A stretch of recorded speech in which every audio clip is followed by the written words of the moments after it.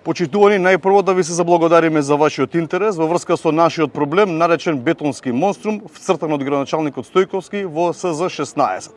Ние побаравме увид во документацијата затоа што се сомневавме како е донесен овој детален урбанистички план и од самиот увид на деталниот урбанистички план можеме со сигурност да кажеме дека е носен на криминален и шверцерски начин. Предлог деталниот урбанистички план, значи само предлогот деталниот урбанистички план претрпува измени, односно Стојковски си додавал спратови. И потоа ваквиот предлог урбанистички план не е изложен во јавна анкета, што е директно спротивно на Законот за урбанистичко планирање, каде што стои децидно дека секоја суштинска промена во деталниот урбанистички план мора да биде изложен пред јавноста во вид на јавна анкета. Замислете, по барање на инвеститор Бис Ойл од Сарај, му се додаваат 5 спрата, 5 спрата се додаваат Бис Ойл, а тоа за градоначалникот Стојковски не представува суштинска промена во деталниот урбанистички план.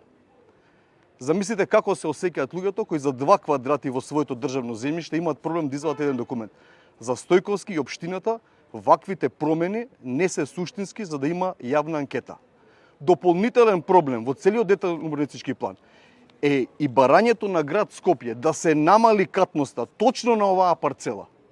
Замислете, градот бара да е намалот катноста оваа парцела, градоначалникот не го остварува тоа и го става на шверцерски начин овој детален урбанистички план на гласање.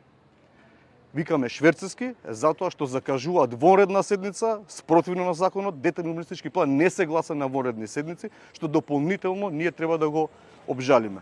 Сакаме да му порачаме на Стојковски дека не се откажуваме од оваа борба против неговата бетонизација на Ѓорче Петров, борба против неговите лукративни интереси и договори во 4 очи. Ви благодарам.